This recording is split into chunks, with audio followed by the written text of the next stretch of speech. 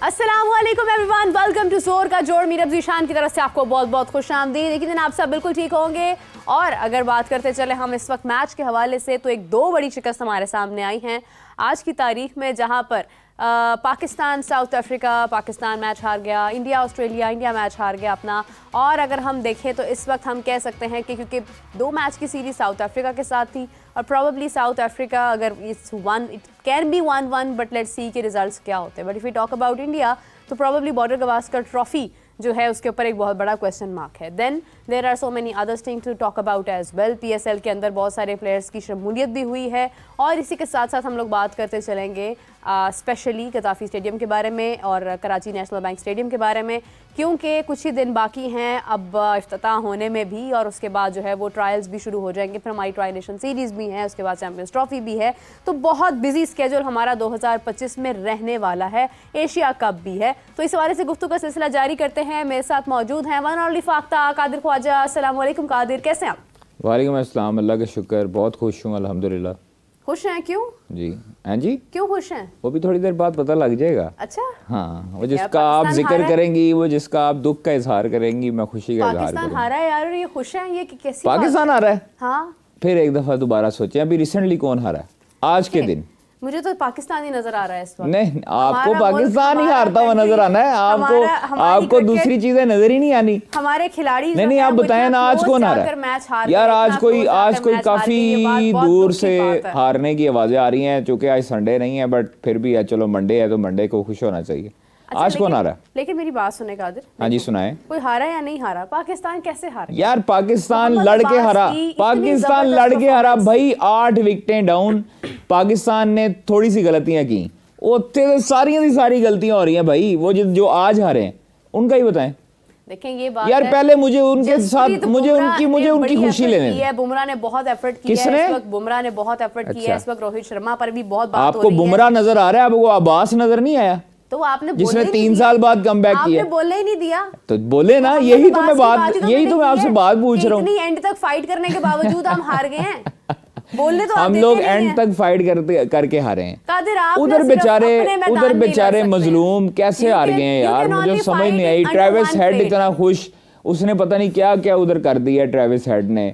उसके बाद जो है वो जयसवाल का जो है ना, वो 1.25 अरब आबादी उधर और तकरीबन इधर 30-40 लाख लोग, वो भी वैन डाल के बैठे हुए हैं कि जयसवाल कैसे आउट हो गया। वो अकेला मैच जितवा सकता था अगर वो आउट ना भी होता तो, ये बताएं। नहीं जितवा सकता था। जब उसके सारे सीनियर्स आउट हो गए, कोहली साहब बड़ी बातें कर रहे थे, कोहली साहब बहुत जो है ना वो बोल रहे थे, और उनको जो है वो नया जो लड़का है बेचारा, अभी जो 19 साल का लड़का है, उस पर बड़ी तनकीद की। उसको जनाब उसने कंधा भी मारा। स्लेजिंग बंदा तब करता है जब अपने अंदर कुछ होता है। जब आपकी परफॉर्मेंस ही नहीं है तो उस टाइम स्लेजिंग करने का क्या फ़ायदा? अब कोहली को कहें कि बोले, क्यों नहीं बोलते? करें स्लेजिंग। देखिए, जब किसी भाई ऑस्ट्रेलिया में आप लोग स्लेजिंग करने का यही है कि आप जो है ना वो शहद की मक्खी में छत्ते को जो है ना वो आप पत्थर मार रहे हैं। तो आपको यही आपका अब हुआ और यही होना भी चाहिए था इनके साथ, क्योंकि ये जो है ना वो अपने आप को बहुत से सुपीरियर समझने लग गए थे। तो अब इनके लिए सिर्फ यही है कि कराए इंडिया कराए।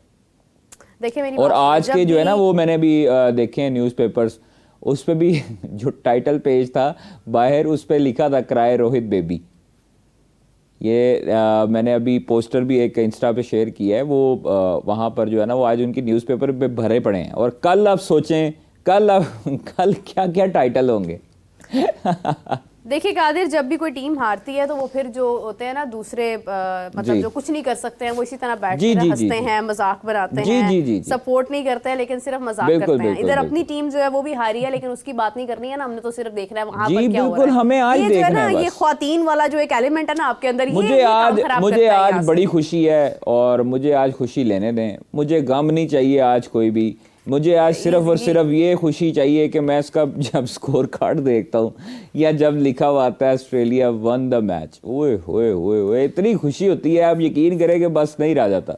अच्छा, क्या करें? कमेंट्स पढ़ के मुझे भी बहुत खुशी हो रही है। खैर कादिर, सबसे पहले तो ये बताइए, कमेंट्स मुझे पता है आपके हक में ही आने होते हैं। मैं तो इन्हों का कर्जा देना है, मेरे हक में नहीं आ रहे हैं, वो जिसके हक में नहीं आ रहे हैं, that is something interesting to talk about. अच्छा कादिर, सबसे पहले तो ये बताइए कि मोहम्मद अब्बास बहुत क्लोज आने के बाद 6 विकेट्स हासिल की, सबसे पहले तो उनके लिए बहुत सारी नेक तमन्नाएं भी हैं और उनको बहुत सपोर्ट और बहुत प्यार भी मिल रहा है दुनिया भर में। 3 साल बाद वो आए हैं, पहले मैच में कोई बहुत ज़्यादा उन्हें फ़ायदा नहीं हुआ, मगर दूसरे मैच में उन्होंने जिस तरह से कम बैक किया, इट प्रूव्ड कि हमें इस वक्त किसी भी प्लेयर की ज़रूरत नहीं है, he is enough to deal with the team. लेकिन लास्ट में रबाडा को हम रोक नहीं पाए हैं, इसकी क्या रीज़न थी? हम एकदम से वो चीज़ डैम्पन कैसे हो गई? इसकी वही रीज़न है जो हम लोग बाबर आजम के दौर में दोहराते आए हैं कि जब आप एक दफ़ा एग्रेसिव हो जाते हैं उसके बाद ठंडा क्यों पड़ते हैं, उसके बाद आप डिफेंसिव अप्रोच की तरफ क्यों आते हैं।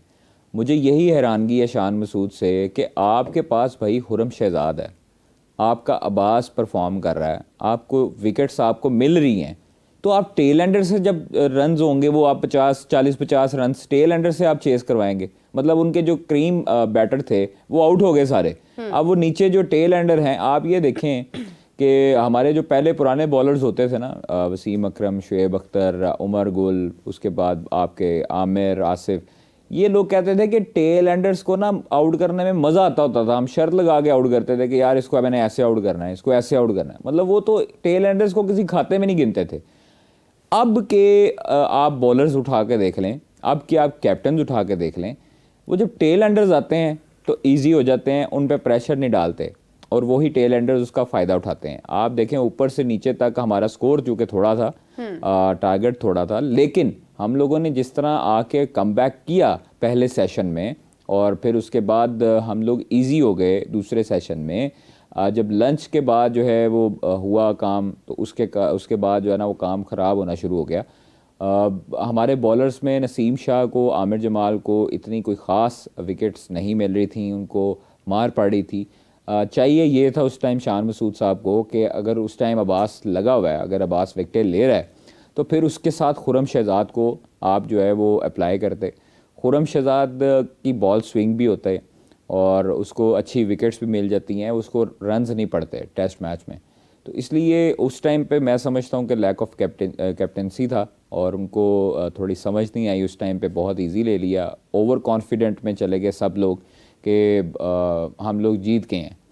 आप देखें आउट 8 हुए, उस टाइम तक प्रेशर जो था वो साउथ अफ्रीका पे ऑटोमेटिकली था। आप देखें टेस्ट मैच में अगर 8 आउट हो जाएं और 10 स्कोर भी चाहिए हो तो वो भी प्रेशर होता है बैटिंग वाले पे। लेकिन 31 रन, मतलब 31-32 रन ऊपर, 30 से ऊपर रन बनाए, वो हिम्मत की बात है। अगर रबाडा ने आके चार्ज किया, उसको पता था कि आउट भी हो गए तो क्या होना है, हार ही जाएंगे ना। तो यही वाली अप्रोच अगर हम लोग अपना लेते कि आउट भी, अगर मतलब हमने आउट करने की जाना है, हमने उनको यॉर्कर्स मारने हैं, हमने उनको शॉर्ट पिच करनी है, कोई ऐसी फील्ड प्लेसमेंट करनी है जिसकी वजह से वो अपनी विकेट गवाता रबाडा, लेकिन नहीं कि हम लोग अनफॉर्चुनेटली हमारे हाथ से निकला। मतलब एक तरफ हमने उनको रन्स थोड़े दिए, वो उनको प्लेट में दिया, लेकिन फिर उसके बाद हमारे बॉलर्स ने कम बैक किया। जब कम बैक कर लिया और करीब आ गए तो उसके बाद हमने जो है ना उनको प्लेट में रख के ये रन्स दिए कि भाईजान आप लोग करें, आप लोग जीतें, आपकी सरजमीन है। लेकिन दुख हुआ उस चीज़ का कि थोड़ा सा उस टाइम पे डिसीजंस जो थे वो गलत थे। अब्बास की खुशी ये हुई कि अब्बास जो है वो उसने तमाम जो क्रिटिक्स थे, तमाम जो कोचिस थे, तमाम वो लोग थे जो ये कहते थे, और लैपटॉप वाले लोग थे जो ये कहते रहे हैं कि उसकी स्पीड कम हो गई है, उसकी पेस नहीं है। अब उनको पेस और स्पीड पे देख के हैरानगी हो रही होगी कि वही पेस है, वही उनकी स्पीड है, और लेकिन अब्बास जिधर से पहचाना जाता था वो स्विंग था। मैंने आपको कहा था कि अब्बास के ऊपर हमें जो है वो देखना चाहिए कि अब्बास की जो बॉल है वो स्विंग भी होती है, सीम भी होती है। और जब हमने प्रोग्राम किया था, जब पहला दिन था टेस्ट मैच का, तो उस टाइम पे मैंने आपको बताया था कि अब्बास क्रूशल साबित हो सकता है, और वही हुआ कि मतलब उसने जो विकेटें ली हैं वो आप देखें कि बॉल टू बॉल, अगर आप विकेट उसकी देखें तो उसने लाइन लेंथ बहुत अच्छी पकड़ी हुई थी, उसको एक रिदम मिल गया था। आपके फास्ट बॉलर जब 3 साल के बाद कम बैक कर रहा है और उस पर प्रेशर बहुत ज़्यादा होता है, चाहे वो एक्सपीरियंस बॉलर हो, लेकिन अब्बास ने अपने एक्सपीरियंस का फ़ायदा उठाया, कंडीशंस का फ़ायदा उठाया, और उसको पता है। आप देखें डोमेस्टिक में आप किसी बंदे का रास्ता नहीं रोक सकते, आप चाहे वो डोमेस्टिक में परफॉर्म करे, चाहे वो इंटरनेशनल में परफॉर्म करे या काउंटी में परफॉर्म करे। अब्बास ने 3 साल सब्र किया, डोमेस्टिक में परफॉर्मेंस दी, काउंटीज़ में परफॉर्मेंस दी, लेकिन अब जब इंटरनेशनल में आया उसने तब भी वहाँ पर भी परफॉर्मेंस दी। पहली इनिंग में चूँकि उसको विकेट्स नहीं मिली हैं, लेकिन दूसरी इनिंग में उसने बताया कि मैं जो है वो अच्छे टेस्ट का बॉलर हूँ और था। तो इसलिए मोहम्मद आमिर ने भी ट्वीट की कि कहाँ गए वो कोचेस जो 3 साल के लिए जो है वो 3 साल इसको कहते रहे हैं कि बाहर रहो और उसकी पेस नहीं है। इसी तरह आमिर यमीन ने भी कहा कि जी यहाँ पर सिर्फ 150 वाले को जो है ना बॉलर समझा जाता है, उससे नीचे जो है ना वो किसी को बॉलर नहीं समझा जाता। तो जब तक ये मेंटालिटी रहेगी, मोहम्मद आसिफ की भी देख लें आप, इतनी स्पीड नहीं थी, 132 135 तक जाती थी मोहम्मद आसिफ की, लेकिन उसके पास स्विंग था। वो बॉलर बहुत ख़तरनाक होता है जिसकी स्पीड भी ना हो और स्विंग जो है वो उसका हो और अच्छा हो, दोनों तरफ, बाहर भी और अंदर भी। तो ये चीज़ें हमारे साथ होती आई हैं। काफ़ी क्रिकेटर्स के कैरियर तबाह किए हैं मुतअद्दिद सेलेक्टर्स ने, मुतअद्दिद कोचेज़ ने, जो जिनको ये समझते थे कि वो अकले कुल हैं, उनको सब पता है, बाकी उनको कुछ नहीं पता। तो इसलिए अब जो साइंसदान मतलब हैं उनको भी थोड़ा सा होश के नाखून देखने चाहिए और उनको कहना चाहिए कि जी अब आप लोग इंसाफ करें ताकि आप लोगों की जॉब के साथ इंसाफ हो सके। बिल्कुल सही है। कल तक बल्कि अगर हम हफ्ते की बात करते हैं लाइक सैटरडे को, तो हम डिस्कस कर रहे थे कि मोहम्मद अब्बास की कोई बहुत अच्छी फॉर्म नज़र नहीं आ रही है और शायद हमें मीर हमज़ा को शामिल करना चाहिए था, हमें एक कम्बिनेशन की ज़रूरत थी, हमने वो लेफ़्ट राइट वाला कम्बिनेशन नहीं रखा है। लेकिन अच्छी बात ये होती है कि जब भी आप बात करते हैं आपका खिलाड़ी इसी तरह से जवाब देता है, परफॉर्मेंस देकर वो आपको खामोश करवाता है and Mohammad Abbas did that. अपनी जगह उन्होंने यकीनी बनाई है। दुख इस बात का है कादिर के साउथ शकील ने भी परफॉर्मेंस बहुत अच्छी दी है, उन्होंने बड़ी समझ लें कि एक सस्टेन्ड अंदाज के अंदर उन्होंने पोजीशन कायम की अपनी और उन्होंने 80+ जो है वो रन्स किए थे, लेकिन इसके अलावा और कोई भी रन्स नहीं कर पाया है। ये प्रॉब्लम बैटिंग में जो हमें नज़र आई है, was it because of the condition, rain delay भी आया, मौसम भी कुछ ख़राब था, विंडी वेदर था, क्या उसकी रीज़न ये थी कि विकेट्स को फ़ायदा मिला, बॉलिंग को फ़ायदा मिल रहा था, या फिर वाकई में कहीं ना कहीं प्रेशर बिल्ड था साउथ अफ्रीका का? देखिए, मैं हमेशा से ही कहता हूँ कि जब आपका मिडिल ऑर्डर तक परफॉर्म करता है, जब आपके टॉप ऑर्डर में से कोई एक बंदा परफॉर्म करता है, अच्छी लंबी इनिंग खेलता है, रुकता है विकेट पे, और आपके ओपनर्स भी नहीं चले, आपके बाबर आजम भी नहीं चले, कामरान गुलाम ने भी कोई ख़ासी परफॉर्मेंस नहीं दी, रिजवान भी आउट हुए, सलमान अली आगा ने अच्छी परफॉर्मेंसेस नहीं दी। तो जब आपका टॉप ऑर्डर नाकाम होता है, मिडिल ऑर्डर पे ऑटोमेटिकली प्रेशर आना शुरू हो जाता है और उसका प्रेशर हैंडल किया साउथ शकील ने। लेकिन कब तक करते हैं, क्योंकि दूसरे एंड से विकेट्स आपकी जा रही थी, तो दूसरे एंड से जब तक आपके विकेट संभलती हैं, आपके ऊपर प्रेशर नहीं होता, आप फिर अपनी गेम खेलते हो। लेकिन जब दूसरे एंड से आपकी विकेट्स जाती रहती हैं मुसलसल, तब आपको ये करना पड़ता है कि मारना पड़ता है और रन्स करने पड़ते हैं। लेकिन पाकिस्तान ने देखें, जिस तरह ऊपर वाले सारे आउट हुए, साउथ शकील भी आउट हो जाते, तो ये तो 60-70 रन, 70-80 रन होते कि आप लोग उसको टारगेट देने के लिए, फिर भी थोड़ी सी इज़्ज़त रह गई पाकिस्तान की। और दो जो बॉलर्स ने आके कम बैक किया, शुरू में आपने 2 विकेट्स ले ली, 3 विकेट्स ले ली, फिर उसके बाद अगले दिन आपने 5-6 विकेटें ली, तो वो पहले सेशन में, तो उसके बाद काफ़ी हद तक प्रेशर बढ़ गया था। अनफॉर्चुनेटली हम लोग अपने हाथ से मैच उनको दिया और जिसका नुकसान पाकिस्तान को हुआ है। लेकिन अब वो साउथ अफ्रीका जो है वो इस टाइम फाइनल के लिए क्वालिफाई कर चुकी है, वर्ल्ड टेस्ट चैम्पियनशिप के लिए, और उम्मीद है कि ऑस्ट्रेलिया भी वर्ल्ड टेस्ट चैम्पियनशिप के फाइनल के लिए क्वालिफाई कर लेगा। चले लेट्स सी रिजल्ट्स क्या होते हैं। अभी तो खैर एक मैच और भी है और 2-1 से हो गया ना ऑस्ट्रेलिया। हाँ, लेकिन ये कि अभी एक मैच और है, लेट्स सी कि इसमें क्या होता है। किसी को भी हल्का नहीं लेना चाहिए। 2024 का अगर हम अपना पाकिस्तान का थोड़ा सा बैकग्राउंड देखें तो हमारे पास इतनी सारी शिकस्त हैं कि हमारे पास सीखने के लिए बहुत कुछ है। अगर मैं बैकग्राउंड में जाऊं, हम लोग आगाज़ में ऑस्ट्रेलिया से टेस्ट हारने के बाद, उसके बाद फिर हमारा न्यूजीलैंड की हर टीम आई, उसके साथ हमारा जो भी वो भी हमें हर टीम शिकस्त, हमने मैच हारा उसमें भी। फिर उसके बाद आयरलैंड के साथ हमारी हार, then we loss from England as well, then world cup में हम यूएसए से हारे, फिर उसके बाद हम इंडिया से हारे, उसके बाद बहुत क्लोज जाके बल्कि हम हारे थे मैच, उसके बाद फिर यहाँ पर आके बांग्लादेश से हम हारे। मतलब काफ़ी सारी हमारी जो है वो 2024 एक बैड पैच रहा, लेकिन इख्तिताम बेहतर रहा। यानी साउथ अफ्रीका वनडे सीरीज़, फिर उसके बाद अगर आप देखें Australia one day series, then Zimbabwe one day series, तो फिर वनडे में हमारी पोजीशन जो है वो बेहतर हुई है लास्ट में आकर, जबकि वनडे के मैचेस कम भी थे। वनडे हमने इससे पहले जो है वो सिर्फ इंग्लैंड के साथ ही खेला था, तो यहाँ पर जाकर अगर हम देखते हैं तो हमारे लिए कुछ बेहतरी आ जाती है। सो डू यू थिंक कि एंड पे जाके एक होप पैदा होती है कि 2025 में वनडे में हमारी टीम जो है वो एक बेहतरीन अंदाज में सामने आएगी?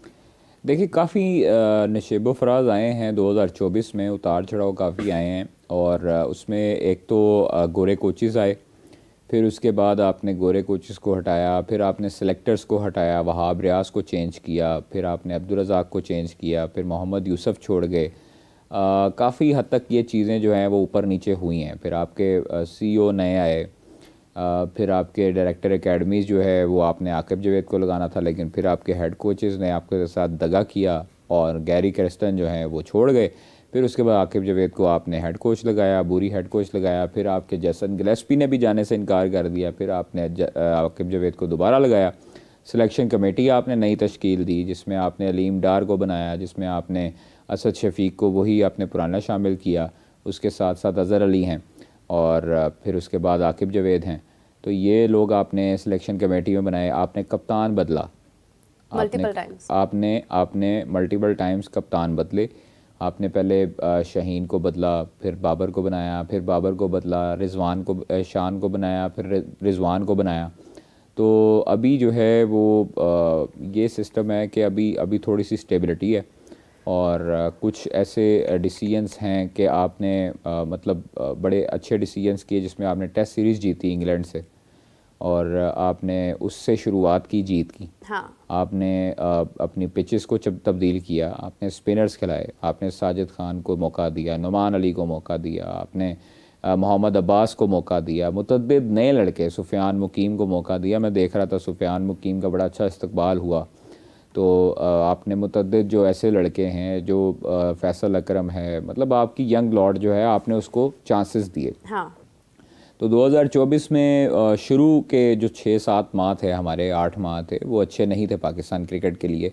अलबत्ता उम्मीद की जाती है कि 2025 जो आने वाला नया साल है वो पाकिस्तान क्रिकेट का एक जीत से शुरुआत करे। और चूँकि ट्राई नेशन सीरीज़ है, पहले पाकिस्तान वो जीते अल्लाह करे, और फिर उसके बाद चैम्पियंस ट्रॉफ़ी का फ़ाइनल जो लाहौर में होगा इंशाल्लाह वो भी जीते। फिर उसके बाद एक तसलसल पकड़ ले पाकिस्तान टीम, क्योंकि चैंपियंस ट्रॉफी जो है वो वनडे फॉर्मेट की का फाइनल जो कि लाहौर में होगा, यानी आपको लग रहा है कि इंडिया फाइनल में क्वालीफाई नहीं कर सकेगा? अच्छा जी हाँ, बड़ी प्रेडिक्शन है, देख लेंगे जी। चलो लेट्स सी, क्योंकि ये तो बड़ी प्रेडिक्शन है। अगर ऐसा होता, मैं यही देख रहा था कि आपने ये चीज़ नोट नहीं की अभी तक। मैंने कहा जरा बात मुकम्मल कर लें अपनी, शायद अपनी गलती दोहरा लें, लेकिन चलें कोई बात नहीं। अच्छा ये तो डिस्कशन हो गई है, अब उधर तो आए बताएं क्या रीजन है? क्या रीजन है? Melbourne MCG the giant test boxing day test, इससे पहले जो है वो भारत ने बॉर्डर गवास्कर ट्रॉफी विन भी की है। तो ऐसी क्या चीज हुई है? बॉर्डर गवास्कर ट्रॉफी भारत ने विन की थी इससे पहले भी। ऋषभ पंत की इनिंग्स बहुत शानदार थी लास्ट में, लेकिन इस बार ऐसी क्या प्रॉब्लम आई है कि न्यूजीलैंड से भी शिकस्त हुई, उसके बाद अभी ये ऑस्ट्रेलिया से भी शिकस्त हुई है। तो ऐसी क्या प्रॉब्लम आपको फील हो रही है कि पर्थ में अच्छी परफॉर्मेंस देने के बाद अगेन एक डाउनफॉल जो है वो हमें नजर आया?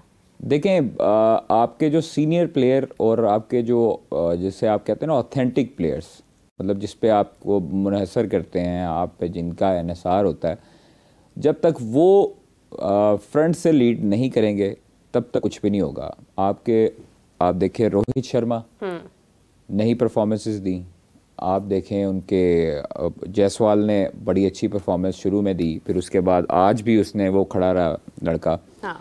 पंत उस तरह एक्सपेक्टेड जिस तरह उनसे थी परफॉर्मेंसेस वो नहीं कर सके। और जिस पे कमेंटेटर्स जो भारतीय साबिक क्रिकेटर हैं उन्होंने भी काफ़ी हद तक उनको स्टूपिड कहा, अगर आपने सुना होगा तो ये बहुत बड़ी लाइन थी जो उन्होंने बोली, और ऑन कैमरा और ऑन ऑडियो जो है वो पूरी दुनिया सुन रही थी उन्हें, और उनके मुंह से मतलब इस तरह के अल्फाज निकलना कि थर्ड मैन पे जब आउट हुए तो ये उन्होंने जी शॉट मारी, तो मतलब उन्होंने कहा जी स्टूपिड, आपको पता नहीं है कि इंडिया की कंडीशन क्या है, आप ये शॉट्स खेल रहे हैं। तो ये चीज़ें बड़ी मायने रखती हैं। फिर उसके बाद कई खट्टे मीठे जो है वो इसमें लम्हात हुए। विराट वाला वाक़या हुआ, विराट को क्लाउन बनाया गया। फिर उसके बाद आज जो थी जिस तरह थे क्राय रोहित बेबी के नाम से उनको टाइटल दिया गया। मुतअद्दिद जो उनके जिस तरह विराट जब आउट हुए, स्टार्क ने उसको आउट किया विराट को, फिर उसके बाद जिस तरह क्राउड ने शोर मचाया, मतलब ट्रेविस हेड ने जो इशारे किए वो भी इस टाइम पे सब जो है वो वायरल है। और ये जब तक आप प्रेशर लेते हैं, आप विराट कोहली को देख लें कि वो एग्जॉस्टेड आपको नज़र आ रहे हैं, मतलब वो आउट ऑफ फॉर्म है, उसकी वो परफॉर्मेंस नहीं आ रही। पूरी इंडियन टीम एक तरफ होती है, आप विराट कोहली को उठा के देख लें, विराट कोहली अगर 150 करेगा तो टीम का मोरल ऑटोमेटिकली बुलंद होना शुरू हो जाएगा, क्योंकि आपका जो मेन प्लेयर होता है ना, जब वो लेट डाउन होता है, जब वो परफॉर्मेंस नहीं दे रहा होता, रोहित शर्मा परफॉर्मेंस नहीं दे रहा, केएल राहुल परफॉर्मेंस नहीं दे रहा, ऋषभ पंत परफॉर्मेंस नहीं दे रहा, रेड्डी है उनका, वो उस तरह परफॉर्मेंस नहीं आई, विराट कोहली की परफॉर्मेंस नहीं आई, रेड्डी ने इनिंग्स खेली है, लेकिन जब आप क्रूशल मोमेंट पे आपको चाहिए स्टॉप करना, आप विकेट बचाएं, आपको चाहिए कि आप जायसवाल के साथ आप खड़े रहें, कोई एक बंदा खड़ा रहता है। जायसवाल को बॉल नज़र आ रहा था, वो मार रहा था, मतलब उसने स्टार्क को भी मारा, उसने कमिंस को भी मारा, बोलैंड को भी मारा, उसने बाकी जो उनके बॉलर हैं उनको भी मारा, लेकिन जब आपके दूसरे एंड से, मैं वही कहूँगा कि जब आप उधर जाते हैं साउथ शकील की तरफ, तो दूसरे एंड से विकेट्स जा रही थी। इसी तरह यहाँ पर जायसवाल जब खड़ा है तो उसके दूसरे एंड पे उसको सहारा देने वाला कोई बैटर नहीं था, मतलब अगर उसके साथ विराट खड़ा होता तो आज अभी तक जो है वो बॉलर्स थक चुके होते, अब खत्म हो जाता अभी टाइम। तो अभी तक बॉलर्स खत्म होने का मतलब ये था कि कल चले जाती बात, और फिर उसके बाद जो है वो थक हार के ऑस्ट्रेलिया भी इसी तरह हो जाता है, पोस्ट मतलब ड्रॉ हो जाता मैच, या इंडिया अगर हो सकता कि रन्स करता तो जीत जाता। दूसरे एंड से जो प्लेयर होता है उसका विकेट पे खड़ा होना टेस्ट मैच में एक नेमत से कम नहीं है। हाँ बिल्कुल, देखें वो आप देखें आपके ऊपर से प्रेशर उतर जाता है, जब वो भी 30 40 50 कर लेता है इनिशियल, तो उसके ऊपर उस आधा डिवाइड हो जाता है प्रेशर। फिर वरना आप अगर खड़े हैं मेन बैटर और आपके साथ टेल एंड है, तो फिर आपके ऊपर ही है सारा प्रेशर 100%। तो इसलिए इंडिया ने बॉलिंग नो डाउट बुमराह ने अच्छी की, सारा कुछ अच्छा किया, लेकिन ऑस्ट्रेलिया की भी दाद देनी पड़ेगी। जिस तरह नेथन लायन ने आके नीचे से बैटिंग संभाली और शुरू से ऊपर से उनकी विकेटें गिरनी ज़रूर स्टार्ट हुई, लेकिन नेथन लायन, लबुशेन ने अच्छी बैटिंग की और ऑस्ट्रेलिया को अच्छा एक हैंडसम टोटल जो है वो टारगेट सेट करके दिया उन्होंने इंडिया को। बस गलतियां हुई हैं, गलतियां जब आपसे होती हैं उस टाइम आपके मैच हाथ से जाते हैं, और जब आप ओवर कॉन्फिडेंट होते हैं उस टाइम भी आपके हाथ से मैचेस जाते हैं। अब सिडनी में इंडिया को थोड़ा सा एडवांटेज होगा कि उनकी कंडीशंस जो है वो जस्ट लाइक एक एशियन कंडीशंस हैं और सिमिलर कंडीशंस हैं, मतलब उनको वहाँ पर इतनी मुश्किल और पेश नहीं आएगी खेलते हुए सिडनी में। सिडनी में चूँकि उनका क्राउड भी बहुत ज़्यादा, मेलबर्न में भी आता है क्राउड, बट आप देखें कि तकरीबन हाउस फुल था MCG का, और सिडनी में भी तकरीबन हाउस फुल ही रहेगा, क्योंकि अभी न्यू ईयर की, क्रिसमस की छुट्टियां चल रही हैं, तो इसलिए वहाँ पर क्राउड आता है ये मैचेस देखने।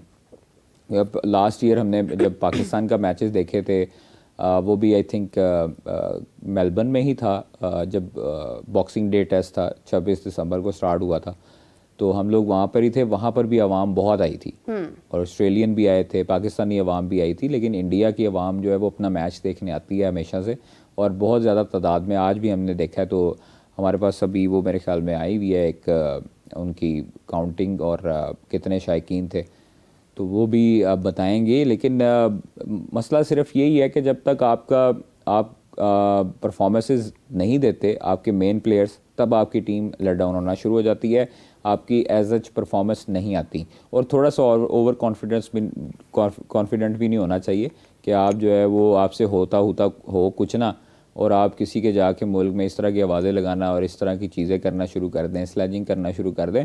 बंदे को जो है ना वो आजिज़ी में रहना चाहिए। अगर आप पूरी दुनिया आप पे तनकीद इस वजह से ही कर रही है कि आप सीनियर प्लेयर हैं, मतलब आप एक पूरी दुनिया में किंग कोहली के नाम से पहचाने जाते हैं और आपकी पूरी दुनिया आपको फॉलो करती है, लेकिन आप जब 19 साल के लड़के के साथ, और वो आपको जवाब में जो है वो इस तरह के जुमले बोलेगा या आपको इशारे करेगा, कोई नाजेबा इशारे करेगा, तो फिर वो खराब हो जाती है, वो मुनासिब नहीं लगता। देखिए वो उसके बाद ऑस्ट्रेलियन अवाम ने कितना विराट को फिर उसके बाद जो है वो क्रिटिसाइज किया। देखिए मैं यही ग्राउंड में भी आवाजें लगती रही। बॉर्डर गवास्कर ट्रॉफी हमने देखी है 2024 तक, 25 में अब क्योंकि एक मैच और पेंडिंग है, सो लेट्स सी कि तब क्या होता है, लेकिन अभी तक जो है वो बहुत डिस्टर्बिंग और बहुत insulting and then for some people बहुत एंटरटेनिंग भी रहा है। तो एंटरटेनमेंट होती है क्रिकेट में बहुत ज़्यादा, लेकिन this was something too much. जैसे अभी कादिर ने बताया कि कमेंट्री के अंदर जो है वो इस तरह से अल्फाज का चुनाव जो किया जा रहा है, वो नामुनासिब है और कोई रोकने वाला नहीं है, मतलब कोई कहने वाला नहीं है। अदरवाइज कमेंट्री में अगर आप ऐसी मिस्टेक करते हैं तो फौरी तौर पर आपको रिमूव कर दिया जाता है, बट आई एम एस्टॉनिश्ड कि ऐसा कुछ नहीं हुआ। सो कमिंग बैक टू, जैसे कादिर ने बात की बड़े प्लेयर्स की, तो let's talk about Babar Azam as well कि उनको भी नॉमिनीज़ में शामिल किया गया है 2024 के।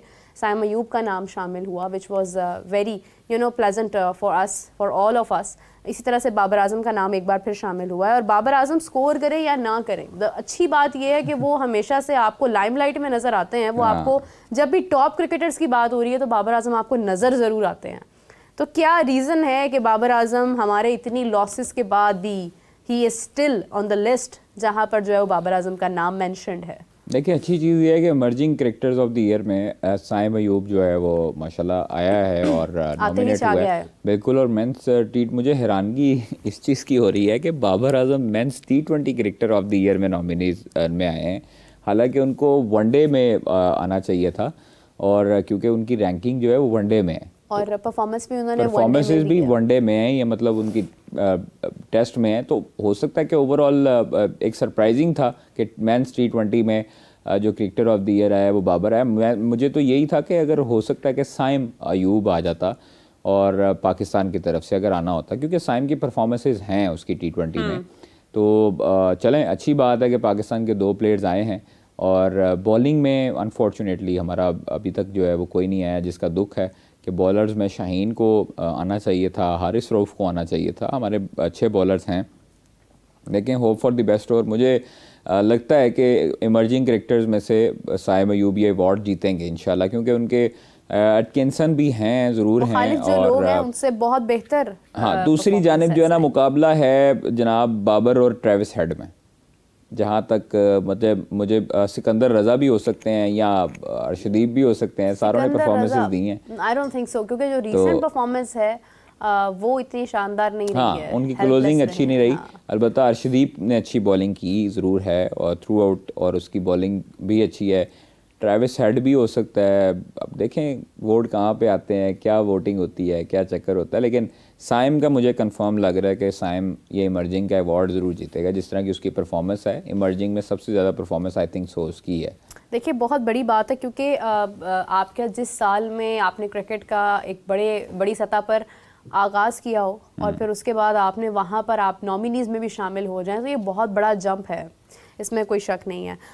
कादिर, PSL की अगर हम बात करते हैं तो PSL के अंदर हमारे काफ़ी सारे प्लेयर्स जो हमारे लोकल प्लेयर्स हैं वो तो शामिल हैं ही, लेकिन इसी के साथ जो है वो हमने जो इंटरनेशनल प्लेयर्स शामिल किए हैं उनकी भी काफ़ी सारी तफसीलात सामने आ रही हैं आपके हवाले से। मेरे पास लिस्ट मौजूद है, लेकिन मैं चाहूँगी कि आप ही बता दें कि कौन से प्लेयर्स जो हैं वो एग्जैक्टली शामिल हो रहे हैं और कहाँ पर किस फ्रेंचाइज ने उनको पिक किया है।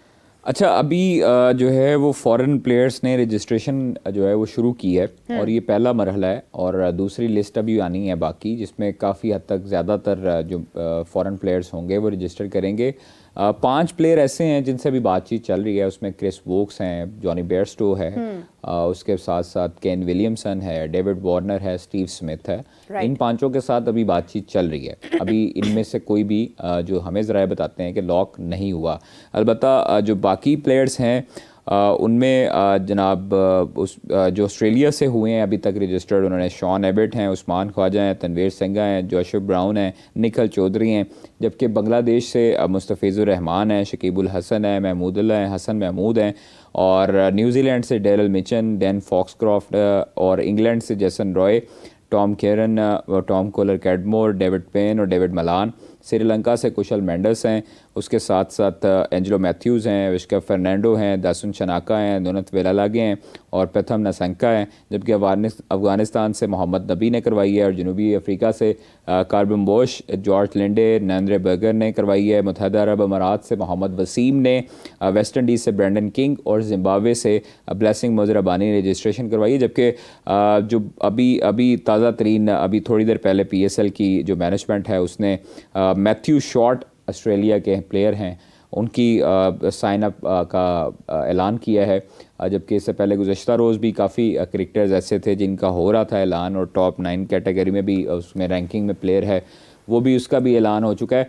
तो काफ़ी उम्मीद है कि पाकिस्तान सुपर लीग का जो सीज़न 10 होगा वो अच्छे प्लेयर्स पर मुश्तमिल होगा, गैर मुल्की अच्छे नाम पाकिस्तान आएंगे और काफ़ी हद तक ये भी चांसेस हैं कि मुतअद्दिद ऐसे बड़े नाम होंगे जिनको पाकिस्तान सुपर लीग जो है वो आइकन प्लेयर एक बनाकर उनको ज़्यादा पैसों पर लेकर आएगा। क्योंकि देखें आईपीएल से जो लोग जिनका आईपीएल के साथ नहीं हुआ कॉन्ट्रैक्ट, जो अनसोल्ड रहे, उन पे पाकिस्तान सुपर लीग का ज़्यादा फोकस है और ज़्यादा फोकस ये है कि उनको लाया जाए। अभी तकरीबन 100 के करीब जो ऐसे प्लेयर्स हैं जिन्होंने रजिस्ट्रेशन करवाई है और मैक्सिमम जो होंगे वो 150-200 के करीब प्लेयर्स ऐसे होंगे जिन्होंने अभी रजिस्ट्रेशन करवानी है। तो जिनकी एंड पे बड़े नामों की जो होती है वो एंड पे उनके मैनेजर्स करवाते हैं। तो अभी तक जो है वो ये, और 4 जनवरी तक मोस्ट प्रॉबली जो हमें सोर्सेज क्लेम करते हैं 4 जनवरी तक जो लिस्ट है, जो फॉरेन प्लेयर्स की लिस्ट है वो फ्रेंचाइजीज तक दे दी जाएगी। और इसी तरह पाकिस्तान सुपर लीग जो मैनेजमेंट है वो 12 बजे, 3 बजे, 6 बजे और 9 बजे हर एक प्लेयर का ऐलान करती है। तो इसी तरह अभी थोड़ी देर बाद भी एक प्लेयर का ऐलान होगा कि किसने साइन अप किया है। अच्छी चीज़ है कि पाकिस्तान सुपर लीग सीज़न 10 के लिए जो मैनेजमेंट है, जो सलमान नसीर साहब हैं, वो मेहनत कर रहे हैं और उसको बेहतर बनाने की कोशिश कर रहे हैं और प्लेयर्स, बड़े प्लेयर्स लाने की कोशिश कर रहे हैं। अब कुछ प्लेयर्स ऐसे हैं जिनकी ट्रेडिंग होगी और जो मतलब रिटेंशन लिस्ट भी आई है, रेलीगेशन लिस्ट आई है कि उनकी कैटेगरीज ऊपर नीचे हुई हैं। मतलब जिस तरह शान मसूद है और हसन अली हैं, उनकी प्लाटिनम से डायमंड और फिर डायमंड से गोल्ड में उनकी तनज़ली हुई है। फिर उसके बाद अब्दुल्ला शफीक हैं, उनकी भी इसी तरह ही डाउन हुआ है रेलीगेशंस में। तो काफ़ी ऐसे प्लेयर्स अभी तकरीबन 6 से 7 प्लेयर्स ऐसे हैं जिनकी रेलीगेशन सक्सेसफुल हुई है। तो बाकी प्लेयर्स ऐसे हैं जिन्होंने, मुतअद्दिद प्लेयर्स ऐसे हैं जिन्होंने पेशावर ज़ल्मी भी छोड़नी है, ड्राफ्ट में आएंगे सिर्फ़ और सिर्फ अपनी जो है वो कैटेगरी के हवाले से। इस्लामाबाद का भी प्लेयर है जिसने इस्लामाबाद छोड़नी होगी। मुझे तो राशिद खान का एक बार फिर जो है वो दुख है, क्योंकि राशिद खान लास्ट टाइम भी हमारे साथ नहीं थे लाहौर कलंदर्स में, क्योंकि वो अनफिट थे। आई थिंक ये अभी आईपीएल खेल रहे हैं वो, डेफिनेटली। तो इस बार जो है वो इस बार आईपीएल क्लैश, आईपीएल और पीएसएल का क्लैश चैंपियंस ट्रॉफी की वजह से आ गया, वरना वो अवेलेबल होते हैं क्योंकि पीएसएल पहले आती है, आईपीएल बाद में आती है। बिल्कुल ऐसे ही है। अच्छा, कई प्लेयरों को नुकसान भी हो रहा होगा पीएसएल आईपीएल आने का, क्योंकि कई ऐसे प्लेयर थे जो पीएसएल भी खेलते थे, आईपीएल भी खेलते थे, दोनों तरफ खेल लेते थे। एग्जैक्टली। तो उनको इस चीज़ का लॉस भी हो रहा है। खैर, चैंपियंस ट्रॉफी जो है वो काफ़ी कुछ लेकर जा रही है, आई विश के देकर भी जाए। तो अगर हम देखें इसी के साथ चैंपियंस ट्रॉफी की जहाँ पर बात हो रही है, शादाब खान जो है वो मतलब सकलैन मुश्ताक साहब से खुद ट्रेनिंग लेते हुए हमें नज़र आए हैं। और एक छोटी सी बात मैं इसके अंदर ऐड ज़रूर करूँगी कि ये ट्रेनिंग जो है ये कुछ साल पहले ले ली जाती तो शायद अभी इसकी नौबत ना आ रही होती कि वीडियोस बनाकर स्पेसिफिकली जारी की जा रही होती हैं to just include himself into the international national team of Pakistan. तो उसकी वजह से जो है वो खैर अब उनकी कुछ वीडियोस तस्वीर सामने आ रही हैं। बहुत सारी नेक तमन्नाएं उनके लिए। आई विश कि उनकी जो फॉर्म ख़राब है बहुत अरसे से वो बेहतर हो जाए, लेकिन वाई सो लेट? दुरुस्त शायद, कोई बात नहीं। अगर शदाब एक ऐसा प्लेयर है जो हिम्मत नहीं हारता और सीखता है। मतलब उसने कोई पता नहीं कि अभी वीडियोस आई हो, पहले भी सीखता हो, सारा कुछ हो रहा है, एक बैड पैच चलता है। लेकिन आई होप और आई एम श्योर के शदाब जो है वो कम बैक करेगा और अच्छे तरीके से करेगा। मतलब में अब ना करें कम बैक, नहीं करेगा, क्यों नहीं करेगा, उसका हक है। देखो मतलब हक और लोगों का भी है भाई, अगर हम स्पिनर की बात लोगों का है, जरूर है, मौका मिलता है। लेकिन शदाब आपका एक एक्सपीरियंस प्लेयर है, एक एक्सपीरियंस्ड बॉलर है, तो उम्मीद करता हूं कि इंशाल्लाह ताला वो कम बैक करेगा पाकिस्तान की तरफ से और पहले जैसा शदाब हो जाएगा और सब लोग उसकी तारीफें करेंगे। जब से कप्तानी शादाब के हाथ में दी थी ना, जब वो थोड़ा कोई बात नहीं, ये चीजें आती रहती हैं, कोई बात नहीं, ये चीज़ें आती रहती हैं, वक्त एक जैसा नहीं रहता, गुजर जाता है। और कभी किसी पे बुरा वक्त जो होता है वो एक हमेशा नहीं रहता, हमेशा जो है वो आपको सब्र से काम लेना चाहिए और निकल जाता है ये काम। देखिए, ये तो मैं भी एग्री करती हूँ। जैसे हमने देखा बाबर आजम पर बहुत बात हुई, लेकिन फाइनली उन्होंने एक लंबे अरसे के बाद हमें हाफ सेंचुरी भी करके दिखाई है, उन्होंने रन्स भी करके दिखाए हैं। वो अलग बात है कि उन्होंने डॉट बॉल्स कितनी खेली थी ओडीआई में, लेकिन उन्होंने रन्स किए हैं। टेस्ट में भी किया उसने, हाँ टेस्ट में किया, एग्जैक्टली। वो बहुत अरसे के बाद उनकी जो है वो 50 हमें नजर आई है। आई गेस के लोग उसको मेंशन भी कर रहे हैं कि पता नहीं कितने 100 दिन के बाद जो है वो उनकी हमें 50 नजर आई है।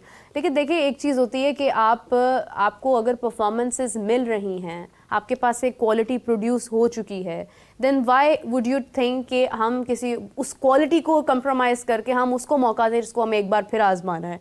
उन्होंने अपना एक नाम भी बना लिया हुआ है, अपनी एक वर्थ भी बना ली हुई है, दुनिया भर में जानती है। PSL के एक बड़ी टीम के वो कप्तान भी हैं, डोमेस्टिक के अंदर वो जो है वो आप देखें ये चैम्पियंस कप के अंदर वो कप्तान है।